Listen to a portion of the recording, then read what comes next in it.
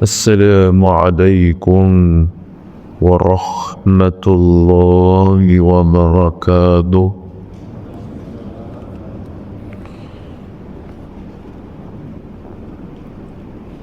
أعوذ بالله من الشيطان الرجيم. بسم الله الرحمن الرحيم.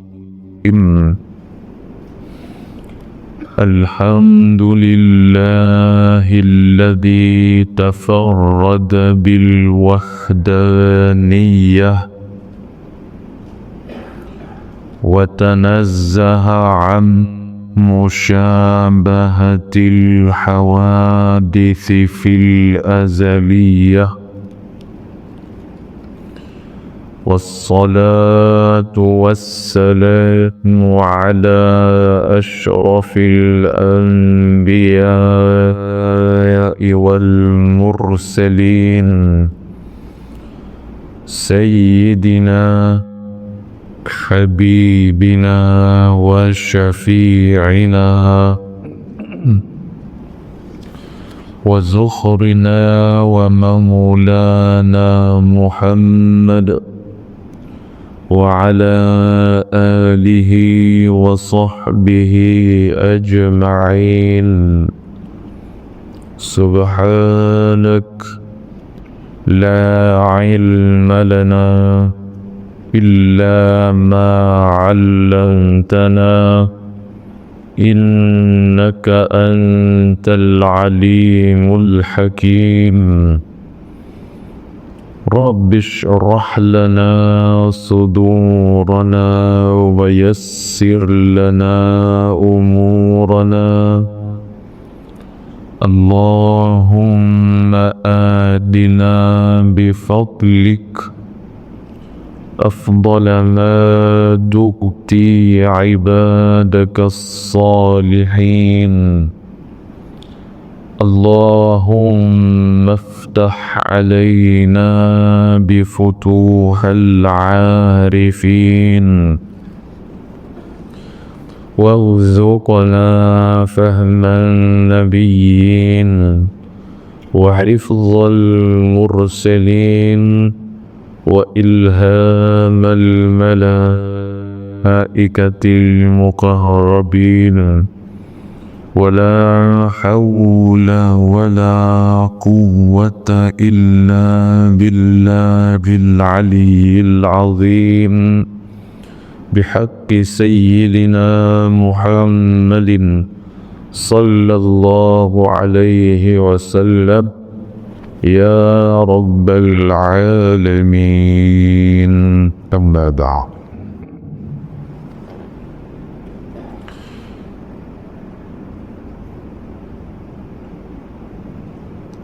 Yang dihormati para ahli jawatan kuasa Madrasah Al-Amin, yang mulia Tuan-Tuan Imam, Tuan Bilal, dan yang saya muliakan para jemaah muslimin dan muslimat yang dirahmati oleh Allah Subhanahu wa ta'ala. Alhamdulillah, pertama-tama kita merafa'kan syukur kita ke hadrat Allah Subhanahu wa ta'ala.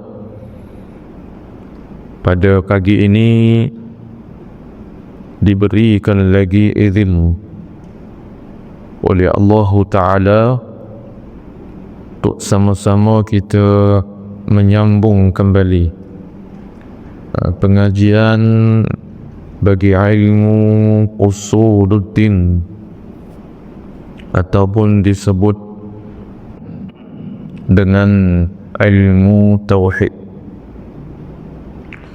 yang menjadi kewajipan yang sangat besar atas tiap-tiap orang Islam yang telah mencapai darjat mukallaf, yakni kita semua ni lah untuk mempelajari ilmu ini secara bersungguh-sungguh untuk memenuhi tuntutan kewajipan oleh Allah Subhanahu wa taala, seperti mana yang difirmankan oleh Allah taala dalam surah Muhammad, fa'lam annahu la ilaha illallah ila akhir ayat. Sadaqallahul azim. Yang mana ayat ini adalah dalil yang dinyatakan oleh para ulama kita yang menunjukkan kewajipan atas tiap-tiap mukallaf supaya mempelajari, mengetahui had-had fardu ain yang wajib atas kita mengetahui dalam ilmu tauhid. Justru oleh kerana berbetulannya takdir Allahnya kita sepatutnya kuliah maghrib, tetapi oleh kerana pada hari Selasa yang baru-baru ini merupakan malam raya Aidul Adha, oleh sebab itu awal-awal lagi kita sudah menetapkan oleh kerana kalau tidak diadakan jadi nampak kayanya 2 bulan pula lah kalau tak ada lah bulan ni, sebab kita sekali je sebulan. Jadi oleh sebab itu alhamdulillah Allah Ta'ala mengizinkan untuk digantikan daripada sepatutnya malam raya hari itu Selasa malam Rabu, jadi dapat kita gantikan dengan izin Allah Ta'ala pada pagi ini. Tetapi kuliah subuh ini hanya bulan ini saja. Mana bulan yang mendatang ni kita kembali kepada kuliah maghrib Selasa pada minggu yang keempat, insya-Allah. Hanya bulan ni sajalah kita ganti untuk kuliah subuh saja. Baik. Jadi muslimin muslimat yang dirahmati oleh Allah Ta'ala, kita sambung pembacaan kitab Risalah Tauhid karangan Al-Alim Allah yarham Tuan Guru Ustaz Haji Abdul Ghani bin Yahya rahimahullahu ta'ala, seorang tokoh ulama tanah air kita, iaitu pada muka surat 9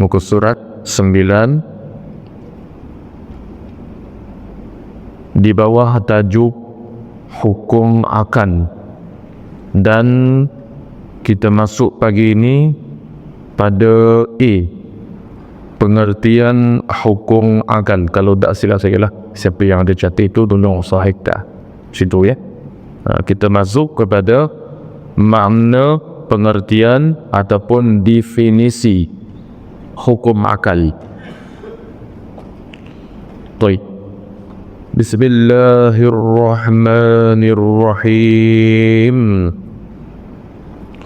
فقال الشيخ المؤلف رحمه الله تعالى ونفعنا به وبعلومه في الدارين آمين يا رب العالمين. Kata muallif pengertian hukum akal. Terdahulu untuk kita menyebut kembali asal-asalnya hukum akal ni bukan menjadi satu kewajipan untuk diketahui. Tajuk hukum akal ni bukanlah mautu' perbincangan dalam ilmu tauhid secara khususnya. Dia bukanlah satu tajuk yang wajib diketahui asal usul dia, hukum akal. Jadi hukum syaraf kata belajar hukum akal ni asal usulnya harus, bukan wajib. Tetapi dalam konteks apa yang disebutkan di atas tu, kalau kita refer balik tulisan yang disebut oleh tuan pengarang kitab kita, oleh kerana kita nak belajar ilmu tauhid ni, dia kena menggunakan akal. Jadi kita belajar ilmu tauhid ni, dia kena menggunakan akal. Maka dari kerana itu, hukum akal yang asal kita sebutkan tadi, asal-asalnya harus dia belajar. Tetapi oleh sebab nak menyempurnakan kewajipan belajar ilmu tauhid yang menggunakan akal, maka dia berubah, hukumnya berubah. Yang ni hukumnya bukan lagi harus tetapi wajib. Maka dari kerana itulah hukum akal ni jadi wajib juga kita belajar. Mengenal hukum akal adalah satu kewajipan yang mesti diketahui untuk menyempurnakan pengetahuan kita dalam ilmu tauhid. Ini berdasar kepada kaedah usul fiqh yang masyhur, la yatimmul wajib illa bihi fahuwa wajib. Tidak akan jadi sempurna sesuatu kewajipan itu melainkan dengan sesuatu itu, maka ia pun jadi wajib. Jadi oleh kerana itu, berdasar pada kaedah ini, oleh sebab yang wajibnya ialah belajar ilmu tauhid itu. Yang wajibnya mengenal Allah. Belajar hukum akal tak wajib. Tetapi oleh sebab kita nak sempurnakan perjalanan memahami, menyelusuri ilmu tauhid ni kena pakai akal, maka mengenal hukum akal itu jadi wajib pula. Maka sebab itulah hukum akal ini didahulukan dalam mana-mana kitab tauhid untuk dipelajari. Biar faham gitu. Ya, baik. Jadi kita dah faham itu, jadi kita tengok apa kata tuan pengarang kitab seterusnya. Pengertian hukum akal. Apa dia hukum akal tu? Apa tarif hukum akal tu? Baik, kita tengok kata muallif. Hukum akal itu,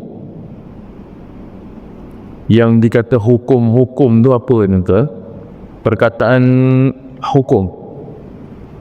Hukum ni maknanya keputusan. Hukum ni keputusan. Jadi yang sebut hukum akal ni keputusan akal. Akal kita memutuskan sesuatu. Itu maksud keputusan akal. Hukum akal itu, yakni keputusan akal itu ialah menetapkan suatu perkara kepada suatu perkara yang lain, atau menafikan, menidakkan, lain kata menafikan, lain kata menidakkan suatu perkara daripada perkara yang lain. Ini takrifan dia. Sampai kat situ.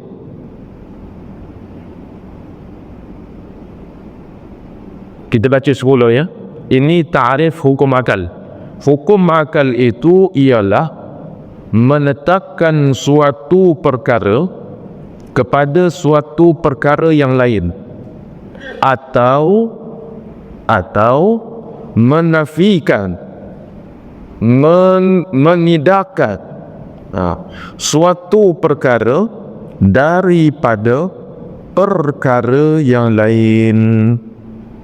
Ini ta'rifan dia. Dengan tidak berkehendak, tidak berhajat kepada dicuba pada menetapkan sesuatu perkara itu, tidak berkehendak untuk cuba. Cuba.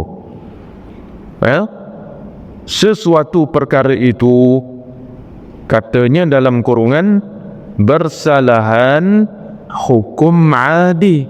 Hukum adi ini hukum adat.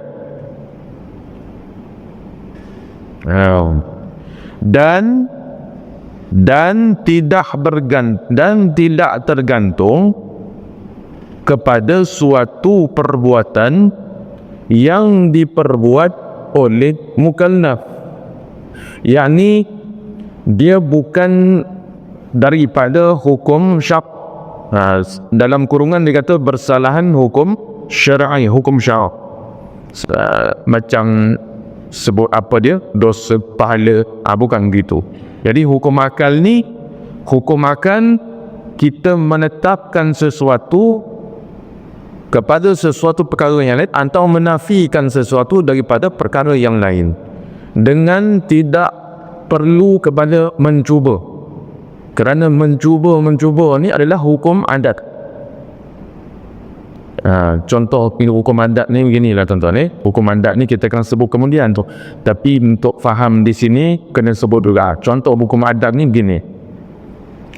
Hukum adat ni dia mesti cuba berkali-kali. Sekurang-kurangnya kata ulama 2 kali untuk tengok hasilnya. Contohnya kita makan 2 pinggan. Makan nasi 2 pinggan. Baik, apa hasilnya?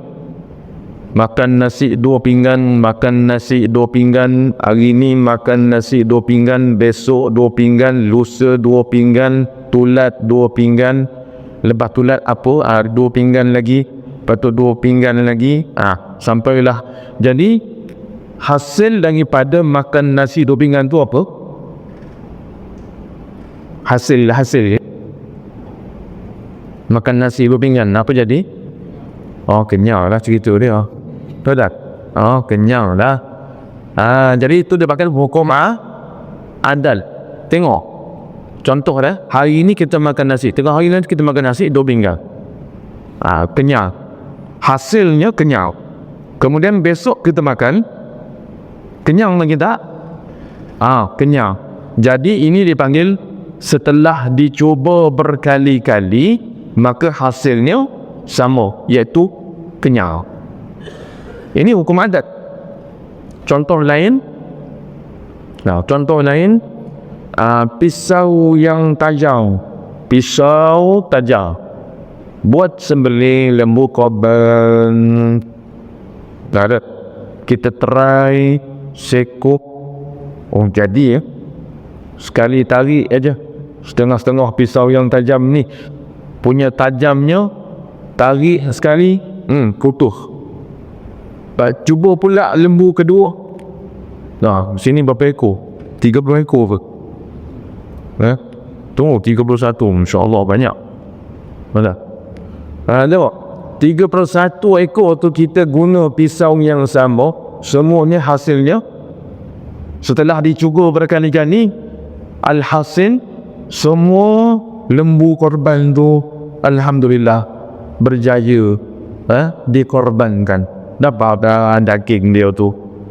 Anak katanya hukum adat tu dicuba berkali-kali, alhasilnya adalah kalau pisau putus, makan kenyang. Kita mandi hari ni, mandi semalam, kita mandi hari ni, mandi besok, kita mandi lusa, kita mandi. Bila kita guna air pada badan kita, jadi apa? basah. Tiap-tiap kali kita mandi guna air, hukumnya jadi basah. Tengok, kita ulang-ulang mandi, tak ada lagi orang mandi tak basah, kan? Jadi hukum adatnya mandi je cecah air basah. Kecuali orang yang dia mabuk, orang mabuk cinta, mandi tak basah dekat. Itu lain cerita. Itu angan-angan dia je, rasa-rasa dia je, ada. Maka tak kenyang gitu. Okey, itu hukum adat. Hukum adat ni dia perlu cuba berkali-kali. Jadi nak katanya apa dia? Itu hukum adat. Disebut ni hukum adat. Hukum akal dia tak perlu dicuba-cuba. Hukum akal ni yang kita nak belajar ni, hukum akal ni dia bukan macam hukum adat. Perlu dicuba, nak tengok hasilnya macam mana. Tak. Hukum akal ni menetapkan kalau benda tu begitu. Tak perlu dicuba-cuba. Itu hukum akal. Beza dengan hukum adat. Baik. Kemudian dia kata ayat yang last tu, dan tidak tergantung kepada suatu perbuatan yang diperbuat oleh mukallaf. Maknanya apa? Maknanya hukum akal ni bukanlah satu hukum yang bersifat seperti hukum syarak. Macam contohnya hukum syarak ni apa? Apa hukum kita semayang subuh ni? Hukumnya apa? Semayang subuh, semayang zuhur, semayang fardu tu lah. Hukumnya wajib fardu ke? Wajib atas tiap-tiap mukallaf. Baik, kita tahu mana kata wajib tu? Kata wajib tu, siapa yang bagi tahu tu? Dah tentulah dalam Quran dan hadis yang bagi tahu sekian-sekian wajib kita semayang masuk waktu. Itu dah panggil hukum syarak terkait dengan perbuatan mukallaf. Mukallaf ni kita semualah. Dah. Kita ni mukallaf, wajib kita semayang, wajib belajar dan sebagainya. Kemudian macam ibadat korban berbangun ni, sebab apa kita masuk bahagian? Kerana apa? Tuntutannya apa? Tuntutan korban tu ialah sunat muakkad, sunat yang sangat-sangat dituntut oleh syarak. Siapa yang beritahu? Kita tahu mana tu? Syarak maknanya hadis lah bagi tahu. Kan Nabi bagi tahu kan? Dah. Maka hukum syarak kata apa dia? Menyertai, maksudnya masuk korban, melaksanakan ibadat korban ni hukumnya sunat muakkadah. Nampak? Jadi ini dipanggil hukum syarak yang melibatkan apa dia? Perbuatan tiap-tiap daripada mukallaf kita ni lah. Semayang, puasa, zakat, haji, umrah, duk belajar fardu ain ni, belajar ilmu tauhid, belajar ilmu fiqh. Ini dipanggil hukum syarak. Dah. Jadi nak katanya hukum akal ni dia bukan bangsa hukum syarak yang terkait dengan apa dia kita panggil dosa pahala tadi tu, perbuatan mukallaf. Hukum akal ni menetapkan sesuatu. Contoh hukum akal ni. Jadi hukum adat dah tahu. Hukum adat ni lah hukum yang dicuba berkali-kali, alhasilnya benda yang sama. Makan kenyang. Dah. Jadi itu hukum adat. Kalau hukum syarak yang melibatkan perlakuan tiap-tiap daripada kita semaya, itu dipanggil hukum syarak. Okey. Jadi hukum akal ni menetapkan sesuatu kepada suatu perkara yang lain. Contoh, nak bagi nampak aja. Nanti kita akan lagi ni lah, kita akan kupas lagi lah. Sebagai contoh,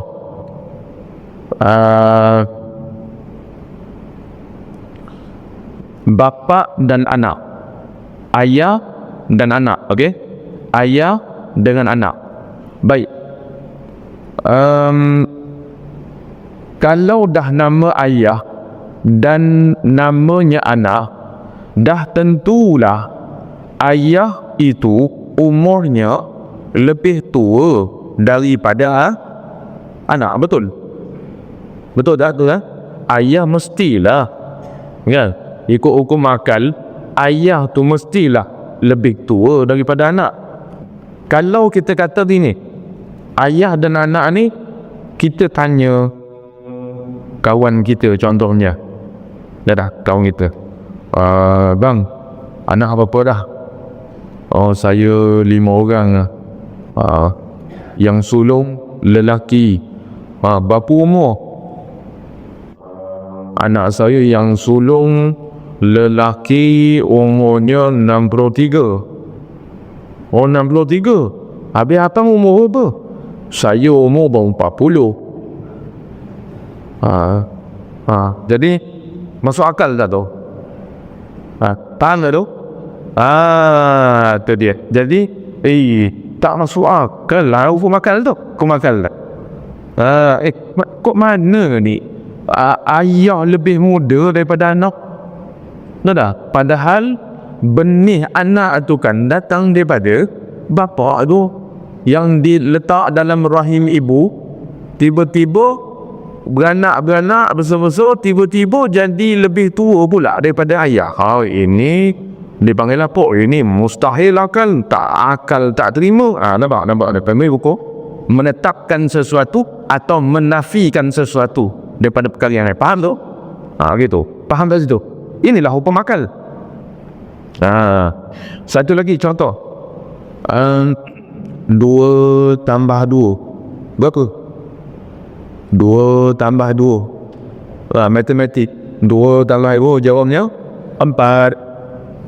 Kok mana pun kita pergi tadika pun 2 tambah 2 berapa? 4. Sekolah rendah pun tanya 2 tambah 2 4. Sekolah menengah pun kita tanya 2 tambah 2 4 jawabnya. Pergi universiti pula 2 tambah 2 berapa? 4 juga. Maknanya tiap-tiap orang yang kita tanya 2 tambah 2 4. Tiba-tiba kita tanya seorang 2 tambah 2 berapa? Jawabnya 8. 2 tambah 2 8. Nak panggil apa tu? Akal boleh terima tak? Boleh terima tak akal? 2 tambah 2 4. Siapa yang boleh terima 2 campur 2 tambah 2 jawabnya 8? Siapa boleh terima? Nak panggil apa tu? Akal tak terima. Sebab apa? Kok mana pun 2 tambah 2 jawabnya mesti 4. 4 itu akal baru terima. Kalau 8 akal tak terima. Nampak tak? Jadi itu hukum akal, menetapkan sesuatu atau menafikan sesuatu. Nampak? Kepada kiaslah kepada benda-benda lain. Jadi ala kulli hal, saya bawa contoh ini supaya kita faham maknanya beza hukum akal, hukum adat, hukum syar'. Kalau hukum akal, cerita bab menetapkan sesuatu atau menafikan sesuatu. Kalau cerita bab hukum adat, apa dia? Cerita tentang apa dia? Benda yang dah ditry. Dah. Ulama kata benda yang dah dicuba berkali-kali, hasilnya sekian. Makan 2 pinggan kenyal. Makan 2 pinggan kenyal. Dicuba berkali-kali dan selamanya kita akan hasilnya adalah kenyang. Minum air 2 cawan air sejuk, hilang dahaga. Besok minum air 2 cawan lagi sejuk, hilang dahaga. Nampak? Ini pakai hukum adat. Kita cerita nanti hukum adat tu apa dia? Mencari adat, lawan adat. Itu kita cerita bab lain nanti lah. Nampak hukum adat tu duduk apa dia? Okey, kemudian hukum syarak ialah bangsa yang apa dia? Ada perintah daripada Quran hadis. Suruh semayang, suruh mengaji fardu ain. Ini adalah hukum syarak. yang melibatkan kepada tiap-tiap mukallaf orang yang ada taklif syara'. Jadi nampak tak beza ni? Hukum akal, hukum adat, hukum syara'. Nampak? Cuma nanti hukum akal kita akan detailkan, hukum adat kita akan detailkan, dan hukum syara' tu pun kita akan detailkan juga. Nampak? Cuma sekarang ni nak faham maksud hukum akal tu apa. Dah faham ya? Hukum akal tu apa? Menetapkan suatu berdasarkan pada contoh yang telah saya sebutkan tadi. Nah, okey, baik. Habis kat situ. Kita masuk kepada B, pengertian akal. Baik, kata muallif, pengertian akal. Apa maksud akal? Tadi hukum akal. Ini akal tu katanya adalah akal itu satu sifat. Satu sifat yang dijadikan Tuhan, yang diciptakan Tuhan Allah Subhanahu wa ta'ala pada manusia. Baik, akal dengan otak ni sama tak tuan-tuan? Akal dengan otak lain lah. Otak tu apa? Otak tu apa? Otak tu adalah sesuatu yang ada bendanya. Benar tak? Dia berbentuk jisim, adalah bendanya. Nah, kita tengok lembu, ada tak otak? Ada. Yang tak ada apa? Akalnya. Nah, tahu? Jika kita jangan faham, dia kata binatang tak ada akal bukan bermakna tak ada otak. Ada? Kita faham ya? Sebab otak dan akal dua benda yang berbeza tapi berkait. Sebab akal duduknya dalam otak. Tuhan jadikan akal, Tuhan letak dalam otak kita manusia lah. Tapi kalau nisbah pada binatang, tengok lembu. Lembu ada otak tak? Ada. Kalau tak ada, kita belah kepala tu, setengah orang minat otak lembu, otak kambing, hirupnya. Setengah-setengah orang tu kepala. Kepala suruh kat saya kata. Daging orang nak makan, kepala bagi saya tu. Setengah-setengah orang begitu. Nampak? Baik. Jadi akal, sebab tu disebut sini adalah akal itu satu sifat yang dijadikan Tuhan pada manusia, sehingga dengan akal tu terbeza manusia daripada haiwan.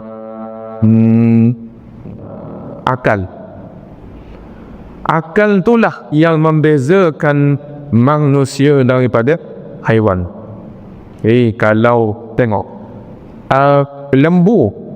lembu ada otak, tapi akal Tuhan tak sertalah. Kalau Tuhan sertakan akal pada lembu, tak korbanlah kita lembu. Asal tambat dia ada akal, mengakal pakai lari belaka. Walaupun kita tambat macam mana, Tuhan bagi dia akal kan, dia cari jalan. Macam mana kita kita ada akal. Dengan akal tu kita boleh memikirkan sesuatu. Tengok lembu bila kena lambat, dia tak tahu kenapa dia kena ikat. Yang dia tahu apa dia? Yang dia tahu dia nak makan. Walaupun kena tambat, dia tetap nak makan, nak minum. Kita kalau kena tambat, tak makan tak minum lah kita. Tengok lembu. Gitu. Sebab apa? Sebab dia tak ada akal. Tuhan tak sertakan akal, tapi ada otak. Lepas tu kat orang kita kalau marah, pada otak tu. Tak ada. Orang kita kalau marah, pada otak tu.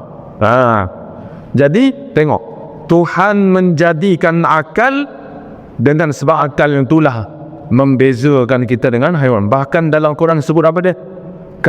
manusia ni kalau ada mata tak gunakan mata, ada telinga tak gunakan telinga, ada akal Tuhan jadikan akal tak nak guna akal, sehingga bertindak mengikut kepada nafsu. Sepatutnya bertindak dengan kewarasan akal.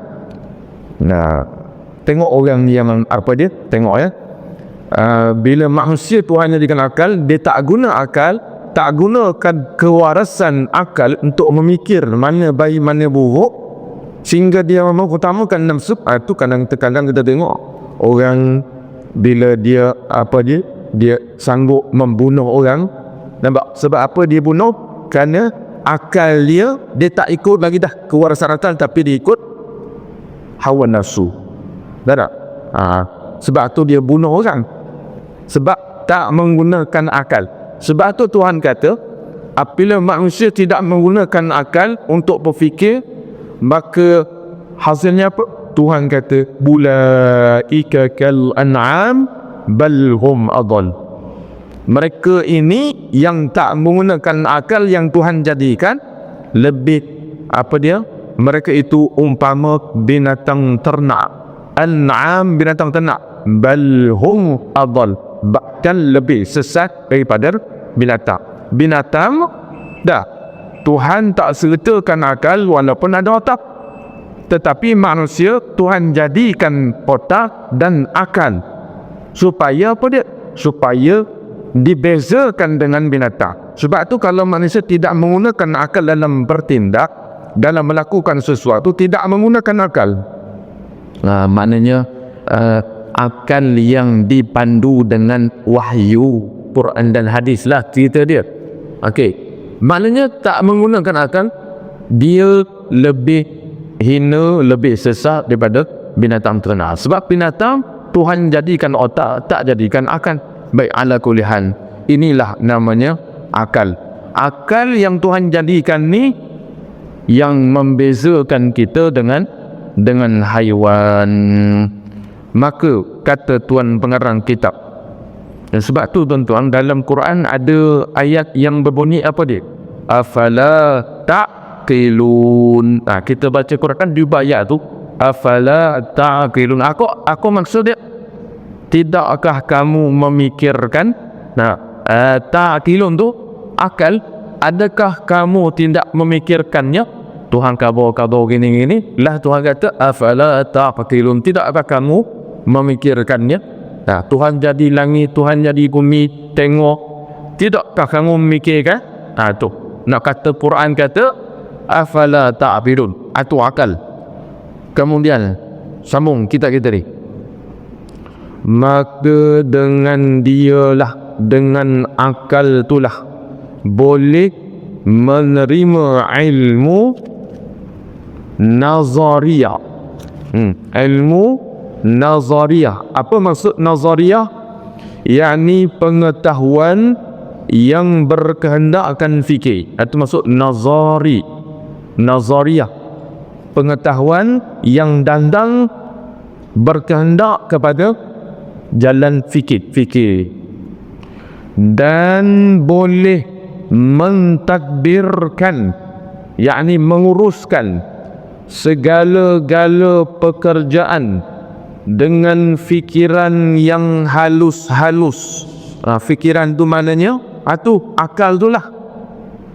Dengan akal tu lah kita boleh fikir yang halus-halus. Tengok bila manusia tengok maknanya manfaat akal ni, cuba tengok bila manfaat akal itu digunakan, tengok alhasilnya kita tengok bangunan yang cantik-cantik, yang ciptaannya, cuba tengok macam apa dia bangunan KLCC itu, macam mana dia buat setinggi itu, mesti menggunakan akal. Kalau tak akal tak jadi tuan. Apa dia naib sehari untuk tu, kalau tak gunakan cuma ada kira-kira tu, ni besinya banyak mana, simennya banyak mana, tu bangunan KLCC tu contoh dia lah. Itu semua menggunakan apa tu? Akal, fikiran yang halus-halus. Alhasil itu Nah, ada tak? Macam kita kita buat korban 31 ekor. Kalau tak menggunakan apa dia, akal untuk berfikir, bagi apa dia, kelancaran majlis ni, maka tak dapat hasil yang kita hajatkan. Tapi dengan sebab kita menggunakan akal, gini kita rancang gini, menggunakan akal, tengok. Ni dipanggil apa dia? Kehebatan akal yang Tuhan jadikan, yang membezakan manusia dengan binatang. Kemudian, dan yang sulit-sulit, yang susah-susah, manusia ni sebab ada akal, dia boleh berfikir, menyelesaikan masalah yang sulit-sulit. Dan daripadanya akal itu tempat terbit dan terpancarnya berbagai-bagai manfaat dan kebahagiaan bagi manusia, yakni akal ni. Jadi nak katanya tuan-tuan yang dirahmati oleh Allah, inilah akal. Sebab itu akal ini mesti digunakan untuk mengenal Allah Subhanahu wa ta'ala. Sebab tu hukum akal jadi wajib. Yang kata hukum akal ni jadi wajib. Sebab apa? Kita nak mengenali sifat-sifat Allah Ta'ala menggunakan akal. Gunakan. Tu sebab hukum akal jadi wajib belajar. Contoh kita kata gini lah tuan-tuan. Contoh bila kita kata Allah Ta'ala wajib ia bersifat dengan mukhalafatuhu lil hawadis. Contoh, walaupun belum masuk lagi ni sifat dulu ni, ambil contoh yang kata nak guna hukum akal ni. Baik, jadi kita dah faham akal tadi apa. Kemudian beritahu Allah Ta'ala wajib bersifat dengan apa dia? Kita ambil contoh mudah lah. Allah Ta'ala wajib bersifat dengan wujud. Apa makna wujud? Ada. Baik, jadi Allah Ta'ala mesti ada. Akal kita tak terima, tak ada. Okey, faham? Alim, nampak guna akal. Allah Ta'ala mesti ada. Dia panggil sifat wujud tu. Mustahil akal kita tak terima, tak ada. Baik, cuba fikir tengok apa dalil, apa bukti yang menunjukkan Allah Ta'ala ada. Cuba fikir nazariyah ni. Cuba fikir tuan-tuan, apa dalil yang menunjukkan Allah ada. Cuba fikir tengok. Kan? Orang yang dah belajar berarti betul. Okey, ni cuba tengok, fikir. Dia panggil nazari. Cuba fikir tengok, apa bukti, dalil yang menunjukkan bahawa Allah bersifat dengan wujud, yakni ada. Apa dia? Maka kita tengok adanya alam ini. Ni tengok cara kita menggunakan akal. Ulama ajar kita guna akal. Cuba kita tengok, kita fikir tengok kepada apa dia? Tengok dengan mata ni, dunia ni segala keindahannya, kecantikannya, kan? Tengok, telinga dengar, akal fikir. Ada akal fikir apa? Cuba kita fikir tengok, alam ni ada. Takkan dia boleh ada dengan sendirinya? Alam ni boleh ke akal kita boleh terima tak kalau kita kata alam yang cantik ni dia boleh ada sendiri-sendiri je, tak ada siapa-siapa yang mengadakan? Nampak? Ini dipanggil apa dia? Berfikir. Tengok. Jadi bila kita fikir, dapatlah dalil apa dia? Dalil yang menunjukkan Allah bersifat dengan wujud, adanya Allah Ta'ala. Sebab apa? Tengok alam ni. Alam ni ada, takkan akal tak terima kalau dikatakan tak ada yang menjadikannya. Cuba tengok ni tuan-tuan. Apa dia? Handphone yang kita guna ni. Kalau kita kata handphone tu ada secara sendiri, tak ada pun mana-mana kilang orang yang menciptakan handphone tu, setuju tak? Akan boleh terima tak? Tak terima dia. Tak terima. Jadi dia kata tiap-tiap handphone ni mesti ada yang mencipta, yang membikin, yang membuatnya. Sementara alam ini takkan kita nak kata dengan secara segala kecantikan, keindahan, susur aturnya, ada siang, ada malam, ada hujan, ada panas semua, takkanlah kita nak kata dia sudah jadi. Macam semua jadi ke? Takkan nak kata sudah jadi kok. Tak terima kan? Maka alam ini dengan segala susun atur, keindahan, kecantikannya, pasti ada yang menjadikan. Cuba kita, ini dia panggil apa? Hukum akal. Memikirkan. Kita fikir tengok. Ini panggil akal. Sebab itulah tuan-tuan yang dirahmati oleh Allah, itulah maksudnya mengenal hukum akal wajib syarak. Asal tadi kita suruh apa dia? Mengenal, belajar hukum akal ni harus je. Hukum syarak harus je. Tapi jadi wajib sebab tu. Sebab nak kenal Allah, kena kenal dulu hukum akal. Sebab akal digunakan dalam pelajaran ilmu tauhid. Bukan sekat ilmu tauhidnya, nak belajar fiqh pun kena juga akal lu. Gitu juga dengan ilmu tasawuf, mesti menggunakan akal. Cuma nak katanya ni, ilmu tauhid mesti kenal Allah dengan hukum akal. Maka hukum akal itu jadi wajib juga. Baik. Kemudian katanya lagi, tetapi kiranya akal itu bersendirian. Maknanya akal itu baca lagi. Tapi kiranya akal itu bersendirian, maka tidak akan dapat akal sejahtera. Maknanya kalau akal itu digunakan secara bersendirian, guna akal semata-mata,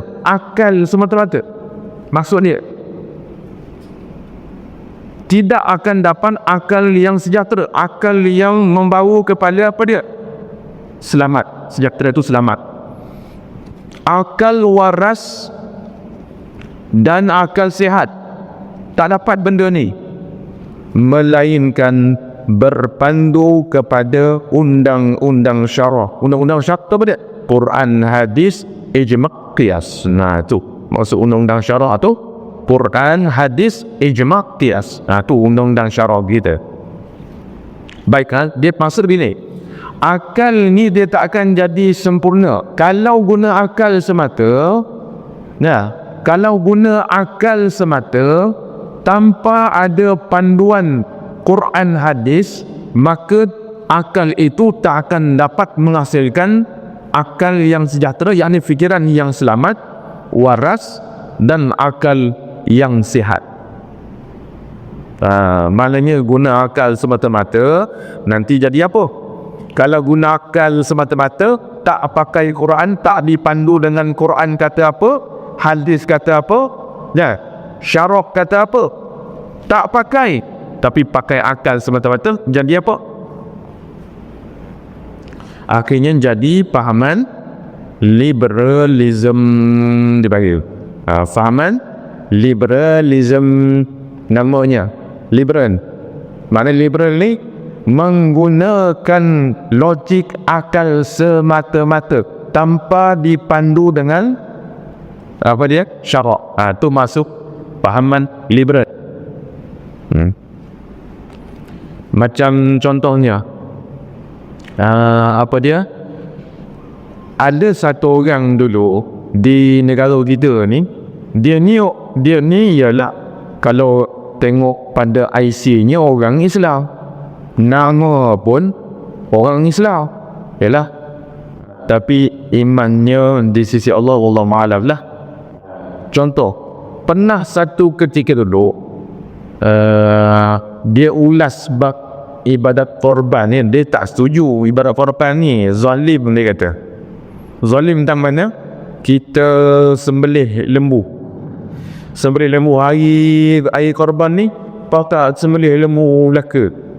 Dia kata, ya ke ini apa tu tuntutan Allah suruh sembelih? Tahu tak? Lembu tu pun nak hidup juga. Tu ni hari raya korban pakat apa dia? 30 ekor, 10 ekor dok sembelih. Nampak macam apa dia? Macam zalim kata dia. Tu maknanya dia fikir apa dia?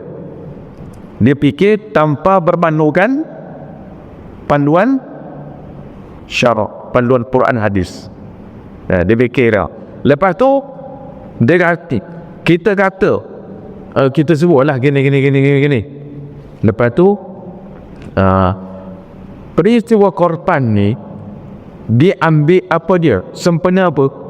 Korban ni disyariatkan dalam Islam ni, asal usul apa dia disunatkan kita korban ni dasarkan kepada apa?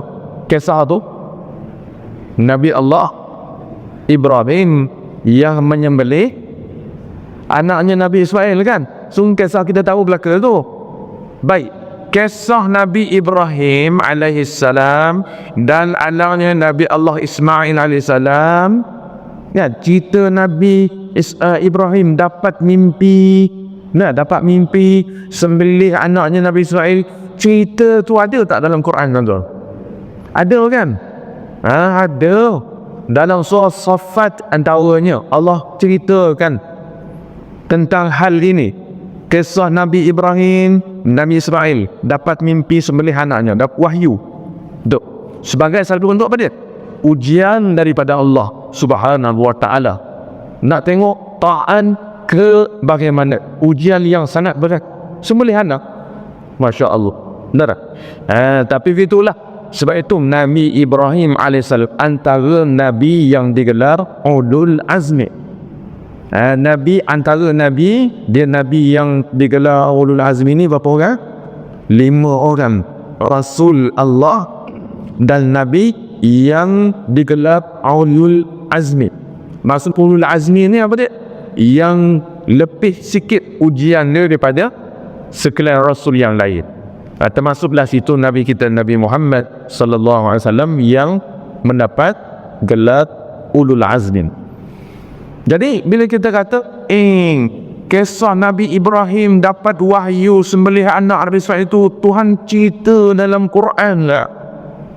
Kita beritahu kita orang tu, hamba Allah tu lah. Dia kata dia kata mustahil cerita karut marut macam tu Tuhan nak cerita dalam Quran. Kena tafsir balik tu, dia kata. Kena tafsir balik tu ayat tu, betul. Takut disalah faham, maknanya ceritanya lain tapi kita faham kok lain. Dia pula ajar kita itu.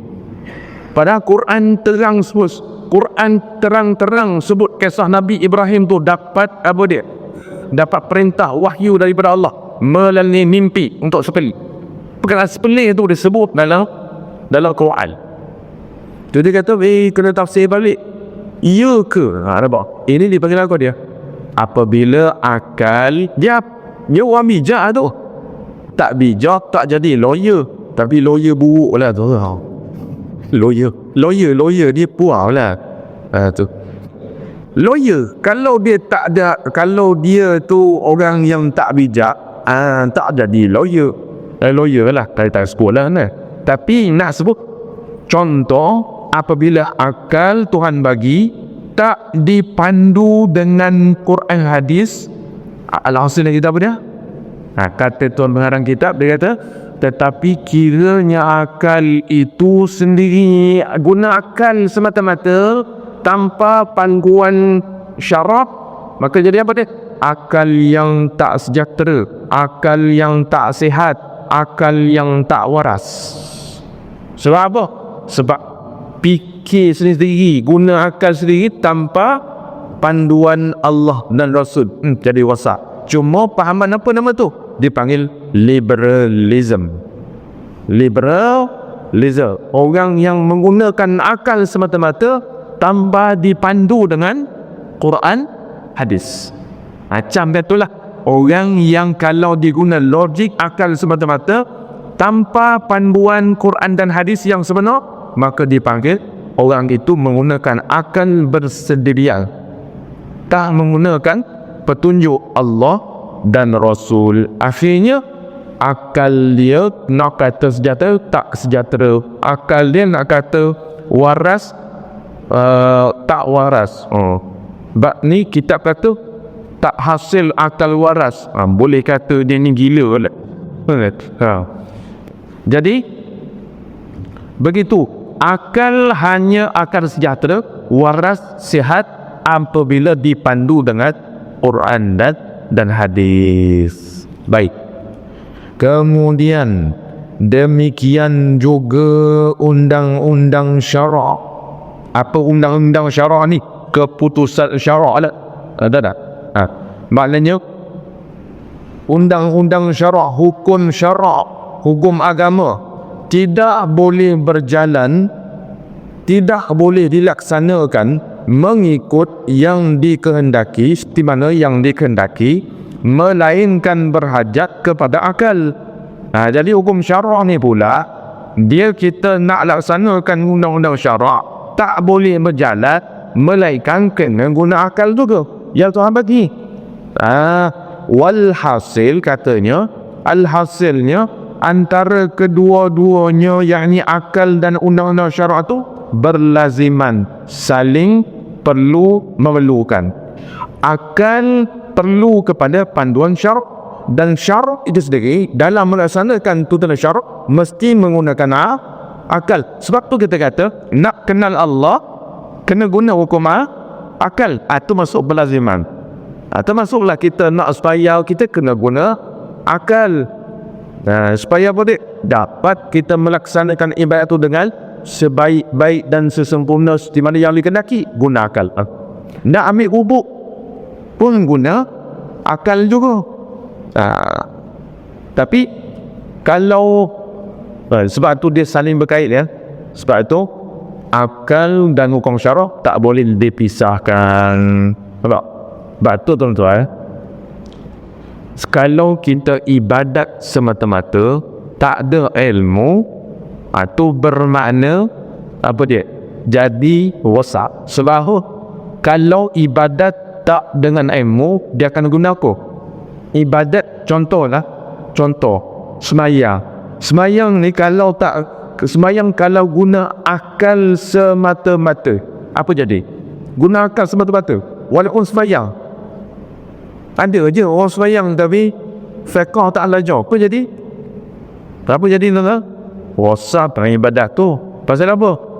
Pasal dia semata-mata ibadat ya, dengan menggunakan macam ni kot, dia main kod je. Padahal apa dia? Undang-undang syarak dah atur. Ni namanya nak semayang kena tahu syarat sah semayang, kan? Nak semayang kena ada apa dia? Air semayang pula cara nak angkatnya macam mana? Adalah dia punya kaedah-kaedah fiqh dia. Nah, macam mana basuh mukanya? Ramai je orang yang basuh muka tapi tak sah basuh muka dia. Pasal apa? Tak meratai. Pasal apa tak meratai? Sebab dia tak tahu hukum meratai itu adalah syarat bagi sah wudu, kan? Basuh kaki kalau tak meratai maka tak sah wudu. Jadi nak katanya apa dia? Kalau ibadat semata-mata guna akal tanpa panduan syarak pun tak jadi juga. Tak usah kata kerja dunia, kerja agama pun kalau tak digunakan, maknanya tak ganding dengan syarak, dia tak akan jadi. Sebab itu berlaziman. Ada tak? Hukum syarak nak buat, nak semayang, nak buat segala ibadat mesti guna akal. Dan akal pula tak boleh dipisah dengan syarak, yakni ilmu. Sebab itulah ilmu tauhid menggunakan hukum akal dalam menyelusuri perjalanan ilmu tauhid. Nak kenal Allah bersifat dengan qidam, Allah bersifat dengan mukhalafaku lil hawadith, semua guna akal. Sebab tu hukum akal tu jadi wajib. Cuma ingat, akal dan syarak berlaziman, saling berhajatan, saling perlu memerlukan dan berhajat antara satu dengan yang lain. Yakni maksud dia, akal berhajat kepada syarak dan syarak berhajat kepada akal, baru jadi sempurna. Tuan-tuan yang dirahmati oleh Allah Subhanahu Wa Taala, kesimpulan untuk bab ni, akal kita ni tuan-tuan, akal yang Tuhan jadikan kepada kita ni akan sejahtera, akan berjalan dengan baik kalau dipandu dengan ilmu syarah. Maka barulah akal kita ni akan berfikir ke arah yang baik. Sebab tu hari ni kita tengok ramai orang yang kadang-kadang kita sampai terkeluar istilah apa dia, tengokkan dunia hari ni kan, kita nak kata aku tengok macam apa dia, perang sana sini, kan, bunuh sana sini kan. Hari ni kan, hari-hari tengok berita bunuh orang dah, bunuh cuaca. Sebab apa tu? Sebab apa tu? Sebab akal yang tak dipandu dengan syarak. Tu je cerita dia, betul salah. Orang bunuh orang sebab apa? Dia tak tahu ke hukum membunuh dalam Islam ni apa? Membunuh tanpa hak ni dia tak tahu ke? Nampak? Jadi tak dipandu lah tu akal dia dengan syarak Allah. Jadi kita nak katanya, manusia hari ni kita tengok kadang-kadang kita sampai keluar apa nak jadi dunia hari ni. Kita sampai kita tengok kepada keadaan dunia ni, perangnya semua, kata apa nak jadi dunia ni. Sebab kita keluar itu sebab manusia sendiri. Sebab apa kita sebut itu? Sebab kita tengok zalimnya manusia, jahatnya manusia, tergamahnya manusia buat gitu, tergamahnya menipu, tergamahnya buat gitu, begini. Sebab apa? Sebab akalnya tidak dipandu dengan agama. Sebab tu dia sebut sini, akal dan syarak tak boleh dipisah, berlaziman. Jika pisah salah satu, rosak. Kalau syarak tak guna akal, jadi ibadat yang fasid, rosak. Akal tak dipandu dengan syarak, akan boleh jadi orang yang sekejam-kejam, walaupun dia orang yang berakal. Kita tengok macam apa orang apa tu nisbah hari ni, macam apa tu Bill Gates. Bill Gates tahu? Betul nama dia Bill Gates. Oh tu suara putih sikit. Bill Gates cerdik lah dia. Cerdik lah, Tuhan bagi dia cerdik lah. Dia ada maknanya apa, dia komputer ni kan, benda-benda canggih ni, otak dia kau. Nah, yang nama hamba Allah ni Bill Gates. Tapi tengok, bila tak dipandu dengan syarak, apa jadi? Menggunakan akalnya untuk apa dia? Menipu manusia, mengaut keuntungan dunia semata-mata. Dia antara orang yang terkaya di dunia, Bill Gates. Tapi dia kaya sebab apa dia? Menipu manusia. Dan maknanya ada akal tak? Akal ada, tapi sebab tak dipandu dengan syarak, dia jadi begitu. Tak ada. Tu jadi maknanya berlaziman. Akal dan syarak tak boleh pisah salah satu, sama ada syarak ada tapi akal tak guna, tak jadi juga. Akal ada, syarak ditinggalkan, tak jadi juga. Boleh jadi orang yang sekejam-kejamnya. Tu nampak. Dengan ala-kulli hal tu, sebab itulah ilmu tauhid ni tak boleh pisah dengan hukum akal. Kena kenal hukum akal. Jadi begitulah maksud dia, muslimin muslimat sekalian yang dirahmati oleh Allah. Kemudian kita sikit lagi. Kita tengok C tu, bahagian hukum akal.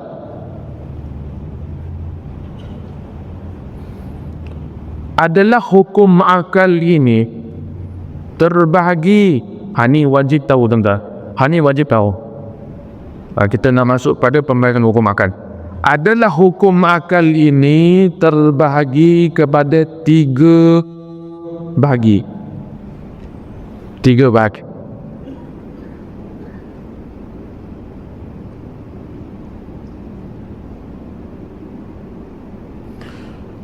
Kerana adalah akal itu berkehendak bekerja atas sekira-kira hal pada mematutkan sesuatu bagi dihukumkan pada ilmu tauhid.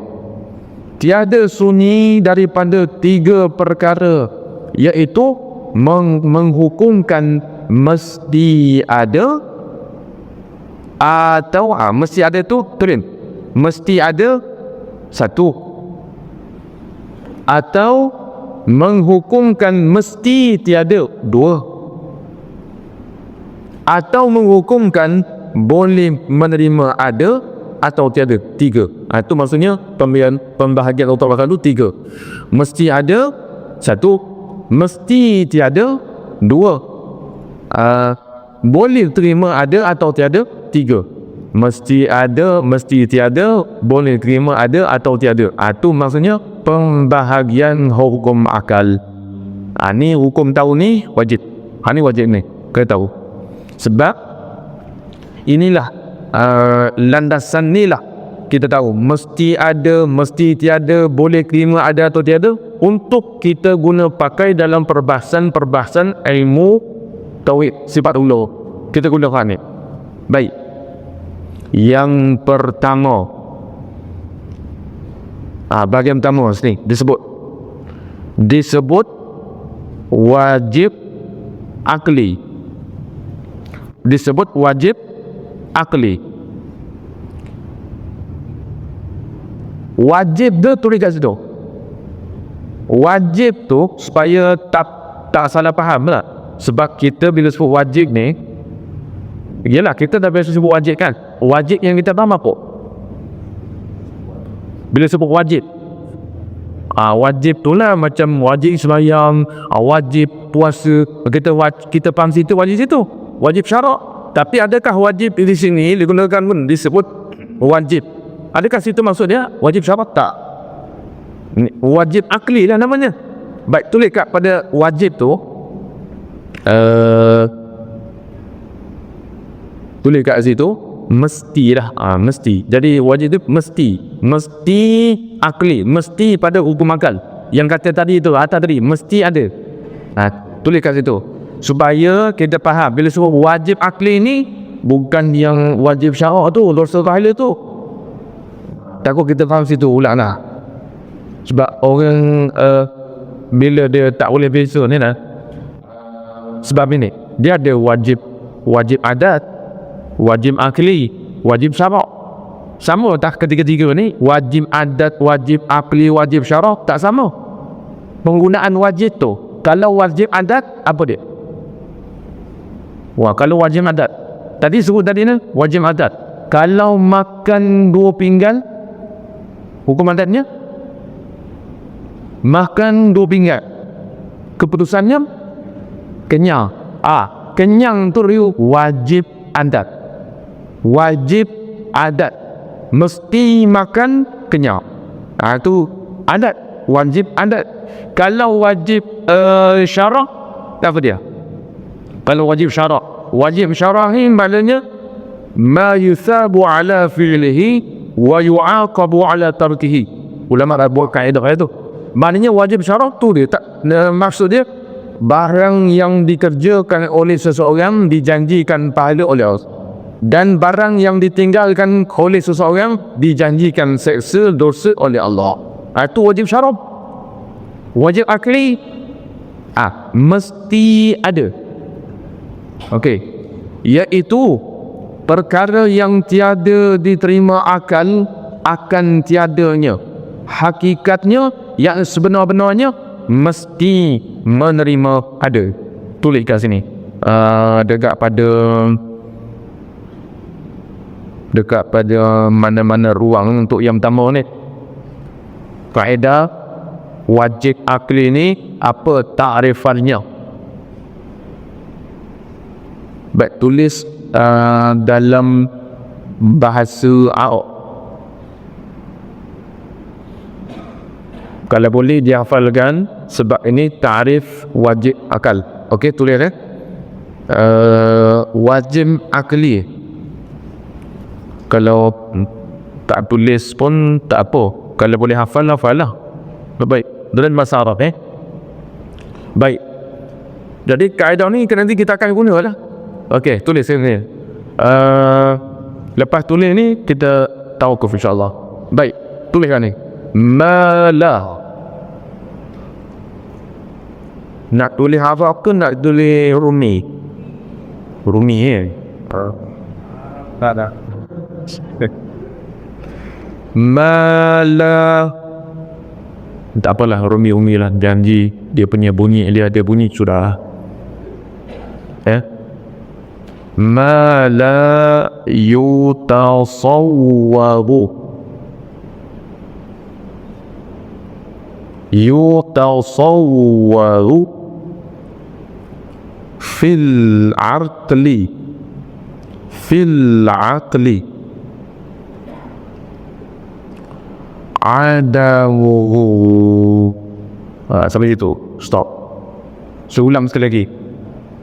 Ma la yutasawwaru fil aqli adamuhu. Adamuhu. Baik, kalau Arabnya ma la, mim alif, lam alif. Kalau nak tulis, saya sebut huruf dulu. Siapa nak tulis Arab, saya sebut mim alif, kemudian lam alif, kemudian yutasawwaru, ya ta waw, ya ta sad, waw ra, ya ta sad waw ra. Tu semua sambung dah kata. Ya sambung dengan ta, sambung dengan sad, lepas tu sambung dengan waw, lepas tu ra. Yutasawwaru. Tulis dulu, nanti baris kemudian fil fa, ya fa sambung dengan ya, ya tak ada titik, ya tak ada titik. Fi al-aqli, yakni alif, dia panggil apa tu, hamzah wasal, alif wasal, alif wasal lo, lam sukun, lam kemudian ain qaf lam, al-aqli, alif wasal, lam, ain qaf lam, kemudian azamuhu, ain dal mim ha, bulat, ha dhamir lo dia, ha dhamir, adamuhu. Okey, barisnya kalau siapa yang tulis Arab tu, tulis Jawi tu, ma la mim baris atas, alif tu tak ada baris, lam alif, lam alif tu baris atas, la mana baca dua harakat dari situ. Yutasawwaru, ya baris depan, ta baris atas, sad baris atas, waw sabdu baris atas, waw sabdu baris atas, ra baris depan. Yutasawwaru. Kemudian fil, yakni fa baris bawah, ya tu tak ada titik okey, fa baris bawah. Kemudian fil aqli, alif lam ma'rifah tu, lam sukun, lam tu mati, ain baris atas, qaf mati, lam baris bawah. Fil aqli, kemudian adamuhu, ain baris atas, dal baris atas, mim baris depan, ha baris depan. Ha dhamir itu baris depan. Adamu. Baik. Kemudian saya baca semula. Jadi apa benda ni? Ni yang saya suruh ni. Ni nama dia ta'rif wajib akli. Ta'rif. Kalau ta'rif ni kalau dalam bahasa umum dia panggil apa? Definisi. Okey, definisi. Ta'rif dalam bahasa Arab. Jadi ta'rif wajib akli apa dia? Ma la yutasawwaru fil aqli adahu. Tu. Baik, terjemahkan. Ma la barang yang tiada yutasawwaru tergambar yutasawwar itu tergambar fil aqli pada akal, fil aqli itu pada akal, ada tiadanya. Tu terjemah dia. Mala barang yang tiada yutasawwaru tergambar fil aqli pada akal, ada tiadanya. Cuba baca sekali lagi. Ma la yutasawwaru fil aqli adamu. Artinya barang yang tiada tergambar pada akal, tiadanya. Tu dia punya terjemah dia. Jadi maksudnya lah akal kita tak terima tiadanya, mesti terima ada. Tu maksud dia. Akal kita tak terima sekali-kali tiadanya, maknanya mesti ada. Cuba tengok refer pada ayat kitab ni, baca balik. Disebut wajib akli. Wajib akli, tu yang saya suruh tulis tu, ma la yutasawwaru fil aqli adamu. Dia tu, itu perkara yang tiada diterima akal akan tiadanya. Akal kita tak terima, tak ada. Jadi hakikatnya mesti menerima ada. Itu maksud wajib akli. Okey. Kemudian dia kata yang demikian, yakni contoh. Yang demikian apabila dikatakan wajib bagi Allah bersifat qida, maka maksudnya apa dia? Ialah mesti ada Tuhan bersifat qidam. Sebab tu dia kata apabila dikatakan wajib, wajib itu wajib apa? Wajib apa situ? Apabila kan dia tulis situ kan? Apabila dikatakan wajib apa tu? Sebab tu saya sebut tadi tu, wajib ni ada tiga dia punya jalan dia. Nak tahu kau mana? Wajib kau mana? Wajib syarak, bukan? Tu dosa pahala. Wajib adat, itu yang tadi tu.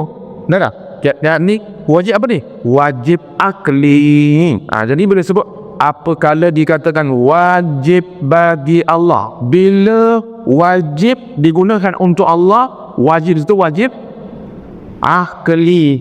Apa makna wajib akli? Yang tadi itulah. Sebab tu kalau boleh tonton hafal kah? Ma la yutasawwaru fil aqli adamu. Balik itu. Dia kena jadikan wirid. Dah hafal? Ulang. Ma la yutasawwaru fil aqli adamu. Ma la yutasawwaru fil aqli adamu. Tak umar kan sikit-sikit. Ma la umar tu apa kena Allah apa ni kata. Sudah. Tu ayat apa tu, doa apa tu? Awak baca apa ni untuk pelemah saya ke apa kan? Yang apa dia, isteri pula baca ma la yutasawwaru. Suami kata kena orang baca apa kat sini, penunduk untuk saya ke apa dia? Tak, ini matan, ini apa dia, kaedah ilmu tauhid wajib akli. Ustaz suruh hafal. Ma la yutasawwaru fil aqli adamuhu, barang yang tiada tergambar pada akal tiadanya. Tu Maksudnya akal kita tak terima kalau tak ada. Mesti terima ada. Tu cerita dia. Wajib akli. Jadi sebab tu dia kata sini, apabila dikatakan wajib, wajib apa situ? Wajib akli bagi Allah bersifat qidam. Contohlah, maka maksudnya apa? Ialah mesti ada Tuhan Allah bersifat dengan qidam. Kalau akal tak terima kalau tak ada sifat qidam bagi Allah, mesti ada. Tu masuk wajib akli. Faham bu? Contoh lagi apa dia? Apakala dikata Allah Ta'ala bersifat dengan mukhalafatuhu ta'ala lil hawadis, artinya apa? Mesti Allah bersifat dengan mukhalafatuhu ta'ala lil hawadis. Akal tak terima kalau tak ada. Mesti Allah bersifat dengan mukhalafatuhu ta'ala bil hawadis. Situ maksud dia. Okey. Jadi cukup setakat ni kuliah tauhid kita untuk pagi ni. Cukup setakat ni. Ada apa-apa soalan? Nak tanya soalan yang berkaitan dengan atau benih pembahasan kita.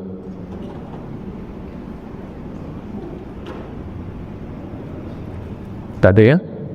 Okey, kalau tak ada, alhamdulillah, semoga Allah memberikan kita kefahaman insya-Allah, dan Allah Ta'ala berikan kita kekuatan untuk meneruskan istiqamah, untuk kita meneruskan pengajian bagi utama kita ni, walaupun masih lagi sebulan sekali itu, tak perlu. Semoga Allah Ta'ala memberikan istiqamah hati yang tetap untuk kita meneruskan pengajian dan mutawid ini di masa-masa yang mendatang, selagi Allah kurniakan kita dengan kesihatan tubuh badan aku semua insya-Allah. Baik. Jadi cukup sekarang ni, kita akan sambung pada bulan depan, ini bulan 6 nanti insya-Allah, selesa pada minggu yang keempat insya-Allah. Jadi kita sebut yang kedua bulan tolong tanda kat situ. Yang kedua pembahagian buku makan. Tu dia. Jadi begitu juga ada dia punya matan dia yang perlu ditulis, kerana ini adalah perkara yang penting. Sebab apa tadi? Buku makan ini wajib belajar, wajib kenal. Sebab tu saya suruh tulis hari itu sebagai satu benda yang penting untuk diingati. Baik, Allah Ta'ala, kita sambung pada hulak insya-Allah.